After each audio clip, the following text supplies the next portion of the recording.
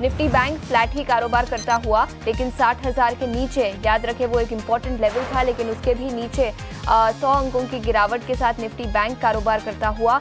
Nifty में आधे % की गिरावट, कल की तेजी के बाद थोड़ी सी नरमी, 25,620 के आसपास निफ्टी 50 कारोबार करता हुआ और सेंसेक्स में भी 400 अंकों की गिरावट आज के सत्र में नजर आई है।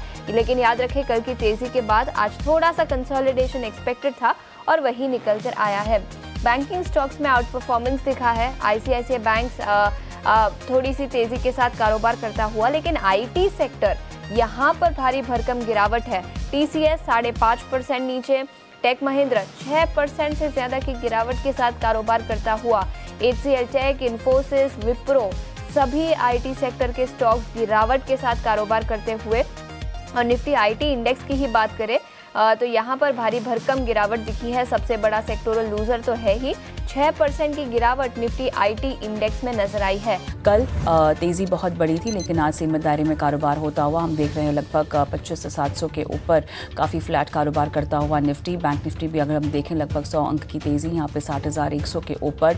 लेकिन आईटी पैक पूरी तरह से आज पिटता हुआ। इन्फोसिस 8% गिरा हुआ है। इंडेक्स हम देख रहे हैं 7-8% के आसपास आज टूटता हुआ दिखाई दे रहा है। इसके अलावा ऑयल और गैस शेयरों की बात करें, यहाँ पर खरीदारी होती हुई दिखाई दे रही है। ऑयल इंडिया करीब 5% ऊपर है। मेटल शेयरों में तेज़ी है। लॉयड्स मेटल जैसे कुछ काउंटर जहाँ पे 9% तक की मजबूती के साथ कारोबार होता हुआ हमें दिखाई दे रहा है। मार्केट ब्रेथ के लिहाज से अगर हम देखें तो फिलहाल 1838 यहाँ पर हमें आसपास एडवांसेस देखने को मिल रहे हैं। 1063 यहाँ पर डिक्लाइंस देखने को मिल रहे हैं। और इतना ही नहीं, अगर हम फिलहाल टॉप गेनर्स भी देखें तो ओएनजीसी लगभग 4% के पार की मजबूती दिखाता हुआ। इटर्नल 4% मजबूत है।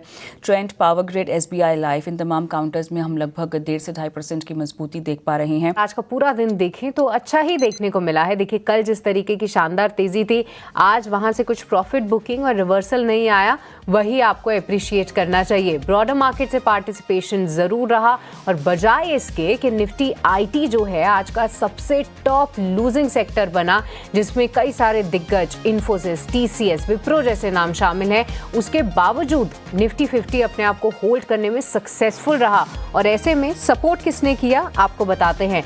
इटर्नल ये बना निफ्टी का टॉप गेनर, 5% की तेजी यहाँ पे।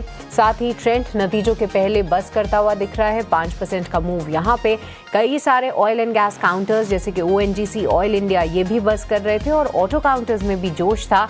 एमएनएम ले लीजिए, Maruti Suzuki, Tata Motors, PV, इनमें भी आज अच्छे मूव्स दिखे।